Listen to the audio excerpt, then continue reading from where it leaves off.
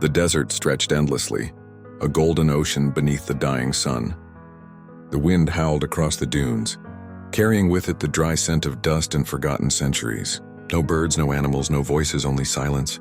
It was the kind of silence that pressed against your chest, that made your heart beat louder than it should. Beneath this eternal stillness, hidden deep within the shifting sands, lay a tomb that had been sealed for 3,000 years. A tomb spoken of only in whispers. A tomb the elders called the House of Eternal Silence. Long ago, she was a queen, a woman of grace and cruelty, beauty and terror, known to her people as the Silent Queen. Legends told of her cold smile, her jeweled crown heavy with secrets, her eyes lined with coal blacker than midnight. Some said she was beloved, others said she was feared, but all agreed on one truth: her soul was not at peace. When her body was laid to rest, the priests of the Nile etched a curse into the walls of her chamber. Disturb her, and your blood shall water the sand. Awaken her, and your name shall be erased from eternity. For centuries the desert guarded her. Empires rose and fell. Pharaohs fought wars, kingdoms crumbled, foreign invaders marched and vanished. Yet her tomb remained untouched, protected not by stone alone, but by the weight of dread itself. Travelers who camped too near claimed to hear whispers at night, a woman's voice reciting prayers to gods no longer known. Others swore they saw shadows long and thin, moving against the moonlight when no living creature stirred. And yet in every age there were men who could not resist, men who craved gold or glory or knowledge forbidden. Tonight would be no different. Somewhere beyond the dunes, a band of strangers approached, torches burning against the night wind. They carried shovels, ropes, and greed in their hearts. They sought treasure. They sought power. But what they would find in the House of Eternal Silence was something else entirely. The desert held its breath as they drew near. The sands whispered like restless spirits, and from deep within the earth a presence stirred. The queen had slept for millennia, but her dreams were never peaceful. Now, with footsteps echoing above her, with greedy hands clawing at the sand, the silent queen began to awaken. Her curse, etched in stone and sealed in blood, would soon breathe again. The silence of the desert was about to be broken. Forever. The men reached the site just as the moon rose high. The silver light cast the dunes in sharp relief, turning the desert into a world of shifting shadows. Their leader, a tall man with a scar across his cheek, thrust his torch forward and pointed at a jagged piece of black stone, jutting from the sand. It was no natural rock, it was an entrance, long buried, half swallowed by the earth. The others gasped, for they knew the stories. They knew what the villagers had whispered in trembling voices. Do not enter. Do not wake her. But greed is stronger than fear, and greed is deaf to warnings. They set to work. Shovels struck sand. Ropes pulled stone. Sweat poured down their brows. The desert resisted at first, as if it too wished to keep its secret hidden. But hour by hour, stone by stone, the mouth of the tomb was revealed. A stairway descended into darkness, its steps worn smooth by hands long turned to dust. Hieroglyphs marked the walls, glowing faintly under torchlight, their messages of warning, ignored by men who could no longer read. The language of the gods. The leader spat on the ground and grinned. Gold, he muttered. Enough gold to buy a kingdom.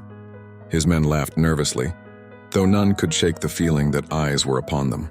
The air grew colder, unnatural for a desert night. Torches flickered not with the wind, but as though something unseen brushed past them. Inside silence reigned, a silence thicker than death. The deeper they went, the heavier their steps became, until it felt as though invisible hands pressed against their chests. Some claimed they heard whispers. One swore he felt fingers brush against his neck. Still, they pressed forward, chasing riches that would never truly belong to them. At the bottom lay a great door of stone, its surface carved with jackals and serpents, with symbols of Anubis, guardian of the dead. Across it was etched a single phrase, written in red ochre that had not faded despite the centuries. She waits. The men froze, uncertain, until the scarred leader shoved them forward. With ropes and levers, they pried at the stone, their breath ragged, their hearts pounding. When the seal finally broke, a rush of air escaped, air that had been trapped for 3,000 years. It carried the scent of death, of incense and dust, of something older than time. The torches sputtered. One man dropped to his knees and vomited. The others stared into the blackness beyond the door, where shadows writhed like living things. And then they heard it, a voice, soft, cold, distant, A woman's voice. It spoke not in words, but in a sigh, a breath, a sound that carried sorrow and rage. The men stumbled back wide-eyed, but the scarred leader only smiled, blinded by his hunger for treasure. He stepped into the tomb, and the darkness welcomed him. The torches revealed a chamber vast and silent, its walls painted with scenes of gods and demons, of offerings and sacrifices. Golden bowls lay scattered across the floor, untouched by time. Jewels glittered faintly in the dust. For a moment, the men forgot their fear. Their eyes widened with greed, hands trembling as they reached for the treasures of a forgotten queen. But as they touched the relics, the temperature dropped further still. Their breath turned white in the air. The hieroglyphs on the walls seemed to shift, their shapes twisting like serpents. One man cried out, claiming he saw eyes watching him from the murals. Another swore he heard footsteps behind him, though the chamber was empty. At the far end stood the sarcophagus. It was a masterpiece of gold and lapis, its surface carved with intricate symbols of protection and of warning. The face of the queen stared up at them, serene and cruel, her lips curved in a faint smile. She looked less like a corpse, more like a woman merely sleeping, waiting. The scarred leader's breath quickened. "Open it," he whispered. His men hesitated. They muttered of curses, of eternal damnation. One tried to flee, but the leader grabbed him, snarling, "Do you fear shadows? Do you fear whispers? Riches lie here waiting for us. We are the ones who will claim them." Fearful, broken, they obeyed. As their hands brushed against the sarcophagus, the ground trembled. Sand fell from the ceiling. Somewhere deep within the tomb, a low groan echoed, like stone grinding against stone. The air itself seemed to thicken, as though the chamber was alive and choking them. One man collapsed, gasping, clutching at his throat. Another screamed as his torch went out, plunging him into suffocating darkness. Still, the scarred leader pressed on. With a final heave, they pried the lid open. Inside lay the queen, her body preserved, her skin pale, her hair dark as night. Jewels glimmered on her wrists. A dagger of obsidian rested upon her chest. Her eyes were closed, but not sealed. They fluttered ever so slightly, as if dreaming, as if listening, as if waiting. And then, with a sudden gust of wind that should not have existed in the belly of the earth, her eyes opened. Not eyes of flesh, but orbs of burning gold. The men froze, paralyzed by terror. The queen had awoken, and with her awakening came the weight of the curse. The house of eternal silence no longer slept. Its mistress had returned. The chamber shook as the queen's golden eyes opened. For centuries she had dreamed in silence, and now the intruder's greed had torn the veil between death and life.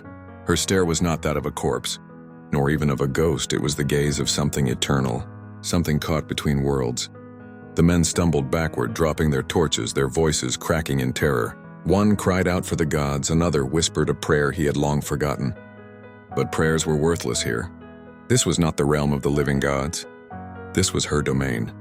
The queen did not move at first. She simply watched them, her lips curled into the faintest of smiles, the kind of smile a predator wears when it knows escape is impossible. The scarred leader, trembling yet defiant, raised his torch higher. "It is only the embalmer's trick," he snarled. "Paint and jewels to frighten fools." But his voice shook, and his men heard the lie in it. He tried to convince himself, but deep down, he knew the truth. The stories were real. The curse was real. A whisper drifted through the tomb, cold as the desert wind. It came from her lips, though they barely moved. The words were ancient, older than empires. Yet the men felt their meaning crawl across their skin. "You dare." The torches sputtered, shadows stretched long, and a wave of dread rolled through the chamber. One man dropped to his knees, clutching his chest as if his heart were being squeezed by invisible fingers. His cries turned to silence as he collapsed lifeless to the floor. The others panicked.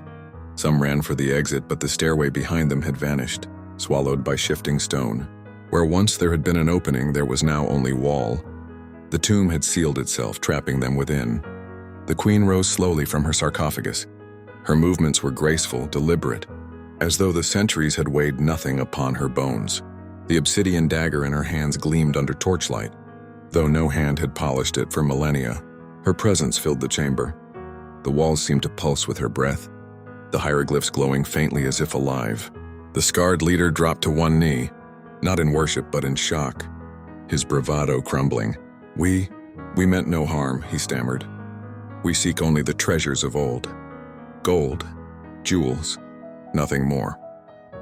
His voice cracked into a whisper. "Spare us, great queen." Her laughter echoed, though her lips barely parted. It was not the laughter of joy, but of contempt. The sound of centuries of anger released at once. "Treasure?" she whispered. "You think to steal eternity with your filthy hands? You think death is yours to bargain with?" The air grew colder. Frost formed on the golden bowls, on the jewels scattered across the floor. One by one, the torches extinguished themselves, until only her glowing eyes lit the chamber. And in that darkness, the true nightmare began. The chamber fell into near blackness, broken only by the faint glow of the queen's eyes. The men clung to one another, their breath ragged, their bodies trembling. Somewhere in the dark, a low hum began, like chanting, like voices from beneath the earth itself. The murals on the walls shifted once more. Painted gods stretched their arms. Serpents slithered across stone, jackals opened their jaws. The tomb had become alive, a theater of terror. And the men were both audience and prey. The queen extended her hand. Her fingers, pale and adorned with rings, pointed to the nearest intruder. He screamed, stumbling backward, but invisible hands seized him. His body lifted from the ground, his limbs thrashing like a puppet on strings. The others cried out, but none dared approach. They watched in frozen horror as his skin blackened. His veins bulged and his eyes rolled white. His mouth opened in a final, wordless cry before his body collapsed, lifeless and shriveled, like a husk drained of life itself. "By the gods," one man whispered, his voice breaking. "She feeds." The scarred leader grit his teeth, sweat dripping down his face. "Stand firm," he barked, though his own knees shook. "It is tricks, illusions." But the lie was weaker now, drowned out by the stench of death and the sight of their companion's hollow corpse. Another torch flared unexpectedly, revealing the queen in full.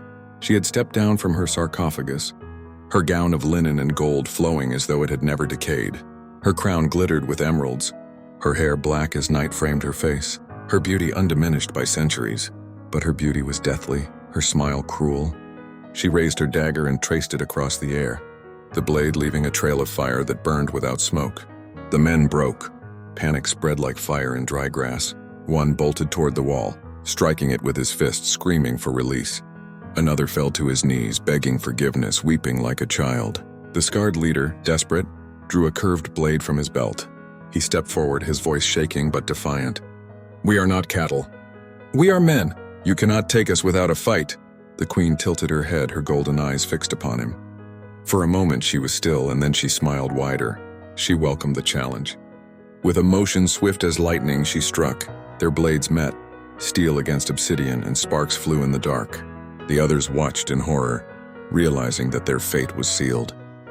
Whether by blade, by curse, or by madness, the silent queen would claim them all. And the first battle for survival had begun. The clash of steel and obsidian rang through the chamber, a sound both real and unreal, echoing like thunder across the stone walls. The scarred leader fought with desperate fury, his blade flashing in the faint light. But the queen was faster, her movements inhumanly precise. She glided rather than stepped, her strikes cutting not only at his flesh but at his very soul. Each parry sent jolts of pain through his arm. Each glance into her eyes threatened to strip away his sanity. The other men huddled in corners, their screams muffled by trembling hands.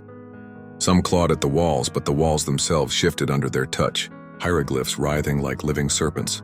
Jackals snapped their painted jaws. Serpents slithered over flesh, leaving trails of blood. The tomb itself had become a predator, feeding on their terror. Every cry, every sob, every whispered prayer echoed back, twisted, amplified, until the chamber was filled with a chorus of madness. The leader roared, slashing wildly, but the queen caught his blade in one hand. The metal shattered like glass. His eyes widened in disbelief. With a flick of her wrist, she sent him crashing into the wall, blood splattering across the ancient stones. He groaned, broken but alive, his defiance snuffed out. The queen stepped over him, her dagger dripping with an otherworldly black liquid that was not blood, but something older, darker. Then came the screams. One man, driven beyond reason, rushed toward her, dagger in hand. She did not even look at him.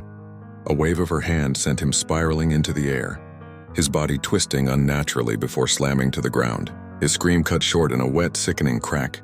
Another tried to hide behind a column, whispering to himself, rocking back and forth.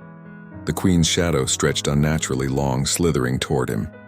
When it touched him, he shrieked, his body convulsing as if fire ran through his veins. until silence claimed him too. The survivors realized the truth. The curse was not a story, not a legend, it was alive. And they were trapped within it. No exit, no mercy, no dawn. The chamber reeked of blood and incense, of death both fresh and ancient. The queen stood tall, her eyes burning, her dagger raised. The tomb was no longer a resting place. It was a throne room. And she, the silent queen, had reclaimed her power. The intruders had awoken her curse, and now there would be no escape. The queen stood motionless, the dagger a shard of night in her hand, while the chamber breathed like a living lung. The last torches guttered and went out, leaving only the lambent gold of her eyes to draft, pale rivers of light along the sarcophagus and the jeweled bowls scattered in the dust. Somewhere water dripped where there should be no water. Somewhere sand hissed where there should be only stone. The tomb's heart had begun to beat again, and it beat to her will. The scarred leader stirred, coughing blood onto glyphs that had not tasted warmth in 3 millennia. He pushed himself upright, spine against the painted jackals, bladeless hand raised as if to bar a tide. "Wait," he rasped, voice skinned raw. "Great queen, listen." The word queen seemed to please her, or perhaps amuse her. The smallest ripple crossed her stillness, a reverberation of disdain. She did not step closer. She did not need to. Distance was a courtesy she granted the doomed. "We were hired," he forced out. "A patron, a scholar, he seeks not gold but knowledge.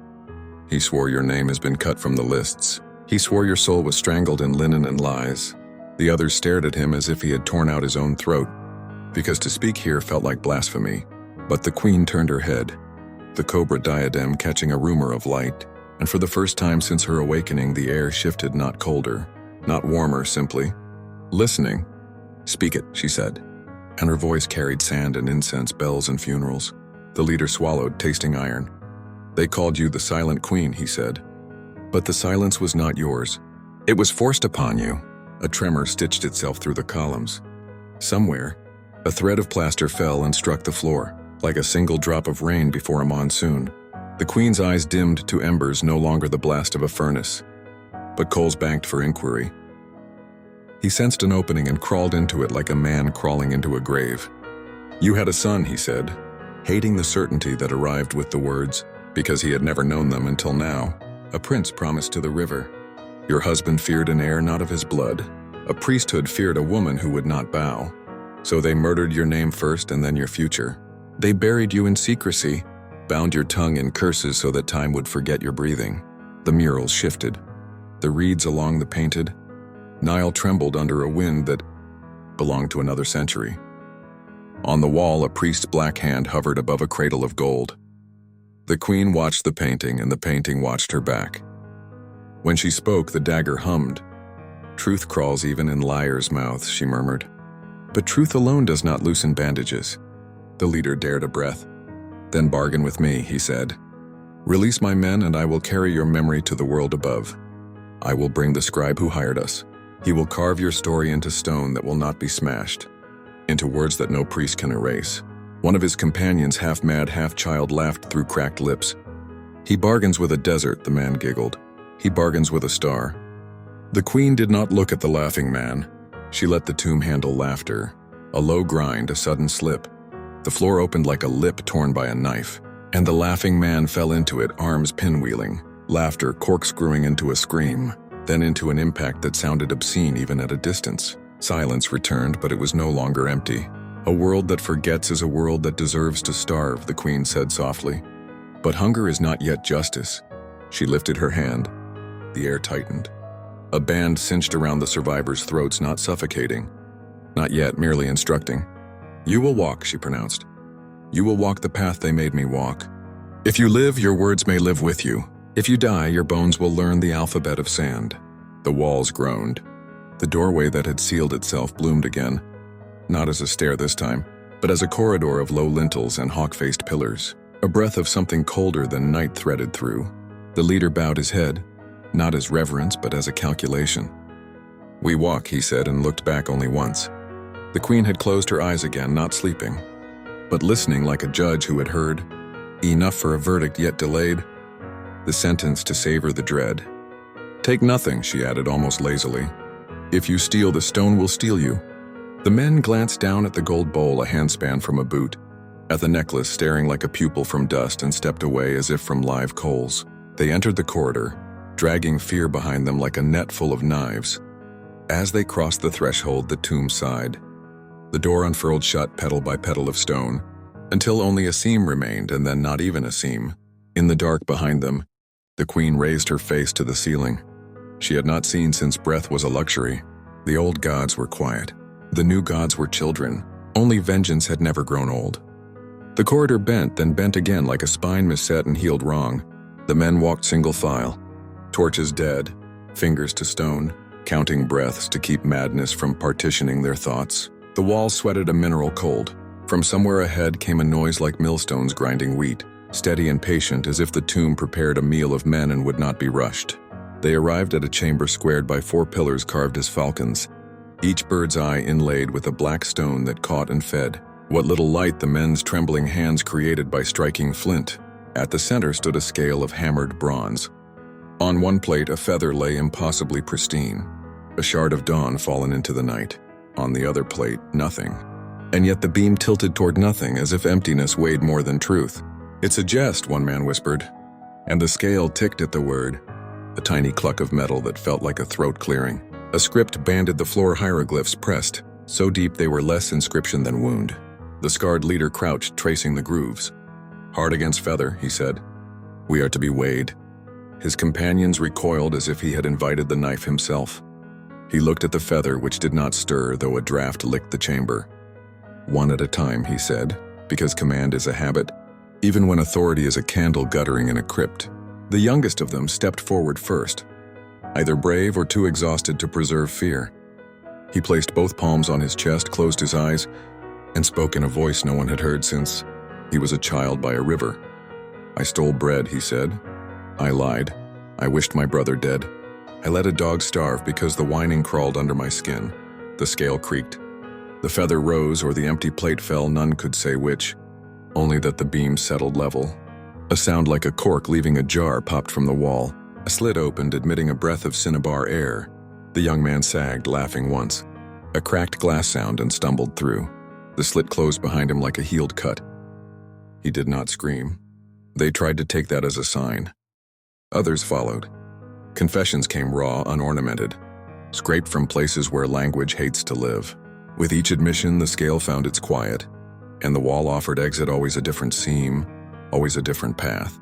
And then the man with the smooth, calculating eyes stepped forward, one who had held himself aloof even from terror. He refused to speak. He placed his hand upon the plate that was emptiness, and smiled at the feather as at a child's toy. The beam shuddered. The feather did not belong to earth, neither did the emptiness, but his silence did, and it had the specific gravity of malice. The plate plunged. The floor whirled. A falcon's beak unlatched. Stone jaws closed. When the floor stilled, his boots remained where he had stood, neat as punctuation. The rest of him was a red idea that the chamber forgot almost at once. No exit opened. The survivors pressed themselves to the pillars as if prayer could make them grain. The leader approached the scale. He felt the dead man's heat dissolving in the cold, felt the queen's attention unspool like thread along the corridor they had left. He did not try to be holy. He tried to be exact. "I broke faith," he said. "I traded men's bones for coin. I took a contract to rob a woman of her afterlife because I believed no afterlife could outbid my hunger." The beam found a poise that did not flatter him. The feather held. The emptiness did not drag him under. A seam opened to his left, tall enough for a kneeling man to crawl. He turned to the two who remained. "Confess," he said, "even if the truth is a knife." One confessed and passed, the other lied, and the chamber taught him physics with a vocabulary of stone. When the leader crawled through his seam, the passage beyond dropped into a throat of steps, slick with a dust that clung like web. He descended, counting his breaths, counting his betrayals, finding he had more of one than the other. The air grew warm, not kind, swamp warm, rot warm, the breath of a thing long sealed that had fermented instead of dying. He entered a vault ringed by statues of scribes, each with a reed stylus held like a threat. In the center waited a low table. Upon it lay a scroll bound with a scarlet thread, and sealed with the profile of a queen. He did not touch it. He bowed his head because even a jackal knows when it is in the lion's scent. "What do you want me to know?" He asked the air, the statues, the queen who was coals and listening above. The thread snapped without fingers. The seal cracked without heat. The scroll unraveled itself to the first line, and the ink there was black and living. I was born without a name the king could bless. The first line did not speak in the leader's head. It wrote itself inside his skull, a stylus scratching on the underside of bone. The chamber stirred as if men had entered it, though only statues watched. Between the pillars, a figure pulled itself, from shadow as though shadow, were cloth a scribe with a face worn thin by ink and secrets. His eyes had the grain of papyrus. His hands, the tremor of a man who has written treason, until treason became a hymn. You would carry her story, the scribe said. Not as question, but as measurement. Then measure mine, for it is cut from the same blade. He lifted his stylus and made a single invisible mark in the air. The sound it made was like a wick being trimmed. We forged the silence, he confessed. Not in one day, not with one hammer blow, but the way a river forges a canyon. Patient, inevitable, refusing to be anyone's servant but gravity. The scroll wrote, she loved a son the gods would envy. He was not the king's blood, and therefore he was not a son the king could allow. The priesthood set a price, I took it. I became the instrument that excised her name from the lists, scraping it until the stone bled powder. I replaced it with a blessed nothing. The scribe's mouth folded on the word nothing as if it had teeth. We lied to the river, he said. We choked its memory with funeral words that had been emptied of their dead. The queen was placed where sand would keep her, where the map was a rumor, where the chant would never find her ear. We stitched her voice shut with curses. We told the world she had gone to fields of reeds. He looked down at his shaking hand. She did not. She went to a house we designed to be a machine of forgetting. We engineered not a tomb but an eraser. The statues seemed to lean a millimeter of sympathy or accusation or both. The leader felt heat in his eyes that was not the room's swamp breath. Why confess to me, he asked. The scribe smiled without joy. Because you are the only paper present, he said. Because the one who awakened her owes her either a chronicle or a blood price, and blood drains too quickly to be useful. The scroll turned to a new line. Without hands, we thought we had killed her twice, once with burial, once with silence. But a third death remained, and that death we could not give. We could not kill the waiting. The scribe lifted his gaze to the ceiling as if it were a sky he had not earned. She waited, he said simply. Stone can be patient. Rage can be patient. Mothers can be patient in ways kings cannot imagine. Will she spare us? The leader asked, and was surprised to find that us had become singular in his mouth. The scribe's head tilted, papyrus eyes glinting. Spare? He repeated, testing the word like a shard between his teeth. No, but she may commute. There is a difference. You opened her door with greed. Perhaps you can hold it open with witness. He gestured to the scroll. Take it. Carry it to a world that has trained itself to hear only noise. Make it listen to a silence with a name. The leader reached, then stopped. Remembering the queen's warning, take nothing. The scribe nodded, unsurprised. Wise, he said. The tomb keeps what it births. He bent instead and pressed the scroll's edge to the stone of the table. Ink bled outward, drawing the first paragraph into the very grain. Then take this, he murmured, and lifted his stylus like a blade. He touched the leader's chest, right above the heart, and wrote. The pain was bright and exact, as if each letter were a tiny door cut in flesh. When it was done, the leader gasped, and the scribe's script burned cold beneath his skin. You will remember, the scribe said, and those who hear you will remember by the scar your voice leaves. He stepped back into the shadow he had been woven from. There is one more truth. The statue's reeds lifted as if to take dictation. She had a name the priests could not erase, he whispered. It is the name her son used when he was not afraid. Speak it and the tomb will answer. The chamber dimmed. The leader stood alone with the writing under his ribs, and the scale's verdict still humming on his bones. He did not know the secret name. He did know the outline of love that the dead scribe had drawn around the queen's fury.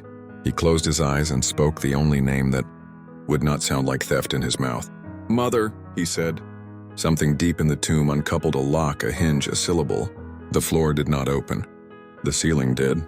Above him, stone drew back like a pupil widening, and a shaft of air poured down that smelled not of rot, but of night clean, cold, full of stars. Far off, a woman's voice replied, not quite a sob, not quite a laugh. The statues lowered their reeds as if the dictation had ended and the verdict had begun. The passage ahead unstitched itself, thread by thread of darkness loosening into a path. He did not know whether it led upward to sky or downward to judgment. He only knew that he moved, because staying was a way of dying, and walking was a way of speaking. Each step rang with letters he could not read and a promise he could. That silence, once named, could break stone the way rivers break mountains slowly, certainly with patience that terrifies kings. The passage unstitched into a throat of stone and night breathed up from below. He followed the draft, one palm on the wall, counting steps the way a monk counts beads. The letters the scribe had carved beneath his skin pulsed like a second heartbeat. With each thud, the darkness seemed to thin. He felt watched, not by eyes, but by a geometry that had learned how to hate. The corridor widened without warning into a round chamber ringed by jackal statues, whose mouths were closed as if they were keeping a secret. In the center yawned a circular pit, a well cut into blackness so complete it drank the weak shine of his flint spark. A rope lay coiled beside it, newer than the dust, older than reason. On the rim, an inscription: "Return what was taken, take what was returned." He peered down, no end, just a soft breath, a hush like silk rubbing silk. From above, a faint percussion stone shifting suggested that indecision here was punished the way theft was. He looped the rope around his waist and slid into the throat, calves burning, palms sizzling against fiber that felt warm, as if it remembered hands. The descent became a pendulum of breath and will. He stopped once to listen. Far below, a violin-thin sound rose and fell. Not music, but the idea of music, something once sung in a nursery, where no lullaby could keep sleep from being a kind of death. "Mother," he whispered again, not as a spell but as a compass. The rope trembled, approving or warning, he could not tell. At last his boot struck stone. An underground key spread around him, lapped by water that did not shine. He crouched and touched it. Not cold, not wet memory made liquid. When his finger lifted, a child's laugh briefly filled the chamber. So bright and wrong he swayed with it. On the opposite bank stood a doorway shaped like a mouth about to speak. He crossed by stepping stones that rose as he needed them and sank when he passed. A path that allowed only forward. In the lintel of the far door, a cartouche had been scraped raw, as if a furious hand had tried to erase a sunrise. He pressed his brow to the wound and felt heat climb into his skull. A woman's breath braided itself through his own. Behind the breath, the rasp of linen, the clink of gold, the hiss of sand sliding off a coffin's lid. When he stepped through, the room beyond contained nothing but a low pedestal, and on it, a single object, a small wooden toy hippo, blue paint flaked smooth where a child's thumb had worn joy into it. He understood without being told. Not treasure, proof. The mother's world reduced to what small hands had loved. He lifted the toy with both palms as if it were an altar. Instantly the walls filled with moving reed shadows. And a voice hers, but closer now, less winter. More nightfall threaded the air. Return what was taken. The rope at his waist tugged twice like a nod. He tucked the hippo against his chest, above the scribe's burning script, and turned back toward the water, which now rippled with names. They were not his. They were the names of people who had done the wrong kind of remembering. The stepping stones rose again, and his reflection in that black water was not his face but a woman's eyes. Gold gone to ember. He did not look away. "I will carry it," he said to the pit, to the rope, to the statues whose mouths stayed shut because a promise is heavier when it is not spoken by stone. The well exhaled. The rope tightened. Upward was the only remaining direction, and the climb felt like writing while on fire. He emerged into a chamber that smelled of myrrh and iron. The floor was a single sheet of obsidian, so polished it should have been a mirror, yet it reflected nothing. No torch nub, no man, no fear. At the far edge, a low dais held a bowl of dark liquid. Above it, a relief of a woman cradling a child had been chiseled almost smooth by angry hands. The toy hippo throbbed gently where he held it, as if remembering its duty. He stepped onto the glass dark floor. It did not crack. It did not echo. Silence here was not absence. It was pressure. With each step, a line of faint symbols glowed beneath his soles and faded, like footprints on black snow. The bowl smelled like rain and old blood. He leaned, and words formed on the surface, not written, but revealed by what the liquid refused to show. He had a name. I still speak it where no ears remain. He set the hippo on the rim. The liquid trembled and steadied. A child's hum threaded through the chamber and the relief. half-ruined, seemed to bloom for a breath, the woman's face less a wound, more a memory reunited with itself. "I was asked to return what was taken," he said. Not sure if his mouth or the letters in his chest were speaking. "I bring what a hand once kept safe so that a soul would have something to hold on the journey." A seam opened in the stone wall, narrow as a sigh. The floor rippled, and for the first time showed him a reflection. Not his flesh, but his guilt dealings at night markets, copper stacked in shadows, a blade pressed into a friend's palm with a nod that meant betrayal. He had the impulse to look away. He did not. The reflection shivered and drained like ink poured back into a well. The toy slid into the bowl as if placing itself to bed. A ring of faint light climbed the wall, marking a height, a year, a heartbeat. From the seam came the smell of linen sun dried on a riverbank and the exact, timid laughter of a child who has been told the river knows his name. "Come," said a voice that was not a sound but a pulling. He went. The passage beyond narrowed until he had to turn his shoulders sideways. The letters scored under his skin guided him left when his fear said right, forward when his muscle begged back. He passed niches holding jars whose lids were carved as gods with tired eyes. He did not touch them. He passed a doorway that showed open desert within. It was a lie that smelled like a trap. He did not enter. At last the stone exhaled and released him into a small room clothed in shadow. On a pedestal lay a strand of hair, black and glossy, coiled as if asleep, bound with a strip of gold. Beside it, a thin copper knife. The air trembled with grief so contained it had hardened into something like law. He understood. The mother had cut her hair the night they silenced her name, saving one lock against the pressure of forgetting. He knelt. "Let me be your courier," he said. "Let me smuggle your voice past the guard's time pays." He did not take the hair. He bowed until his forehead touched the pedestal. The copper knife lifted by no hand. He could see and shaved a single breath. From the lock, no more than a whisper. It settled on his tongue like a vow. He swallowed. The chamber warmed no more than a candle's radius, and the passage opened behind him not as a seam this time, but as a line drawn from wound to wound. He followed it, lighter by the weight of a hair, heavier by the work of having chosen. He entered a hall that remembered courts. Columns held up a ceiling that had been painted to resemble a sky that never changed its mind. At the far end, steps rose to a dais, where no throne stood because an empty chair is a kind of blasphemy. She waited there, not seated, not standing, simply present, as if presence were a geometry she had perfected. Her eyes were not furnaces now. They were dusk. He bowed not as a supplicant exactly, not as a fool, but as a man who had carried something down and brought something up. "You set me to walk," he said. I walked. He lifted a palm to his chest where the invisible ink burned. "I carry your scribe's confession."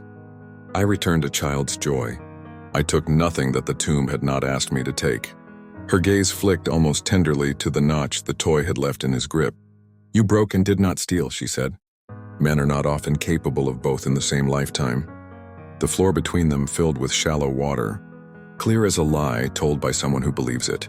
Images moved across it, quick vignettes of the men who had entered with him. Some lived long enough to meet a rest that was not mercy. Some learned what the jaws of stone mean when stone decides to speak. "They came for gold," he said, voice low. "I came for gold and left with a story instead." He paused. "Let me carry it out." She tilted her head. A smile that might have been winter sunlight touched her mouth and vanished. "You want permission," she murmured. "You are the first to ask for something other than your own life." She descended one step, and the weight of the tomb folded around him like a cloak. "Your name," he said, too quickly, too human. "I will not give the priests their victory by calling you only what they left us."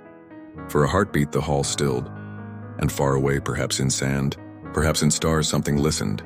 "You expect me to give you what was cut away," she said. "I will not. But I will give you a name that is not ash." She raised her hand and drew a sign in the air. It hung like breath on cold glass. "Say that I was the mother who waited." He repeated it, and the sign dissolved into his throat like honey doused in flame. "Mother who waited," he said again, and the columns answered by shedding a dust like gold rain. She stepped closer. The dagger she had carried since waking was a dark petal in her fingers. "There is a debt," she said simply. "A door opened by greed is closed by blood." His glance did not run. "Mine," he said. "That," she replied, "is the first thing you have said tonight that is not bargaining." The water on the floor brightened until it became a map. The stair where they had broken the seal. The chamber that had weighed hearts.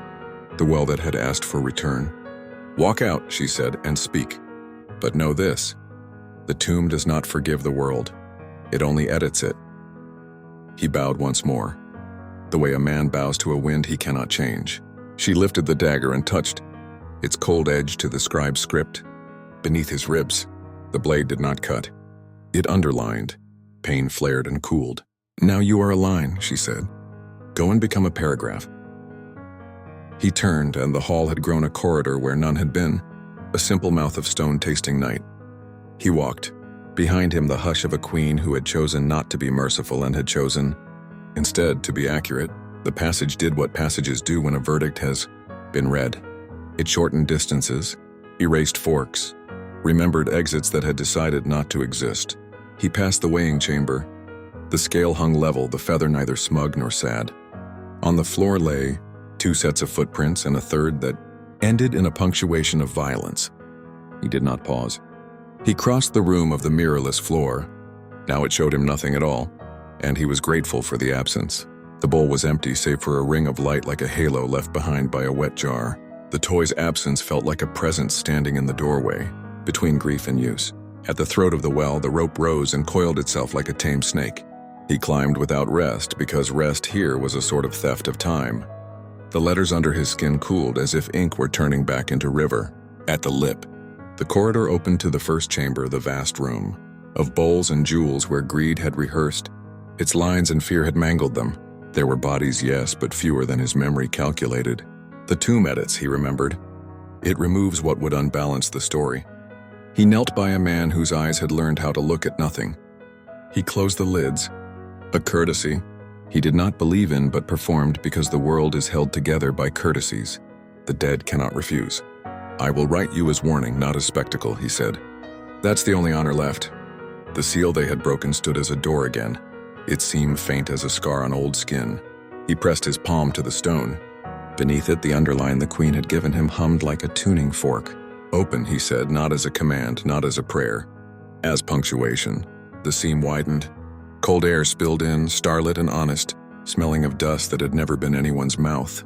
He stepped through, and the desert accepted him with that great, indifferent tenderness only deserts can manage. Above, a sky so littered with stars it looked like a god's overturned jewelry box.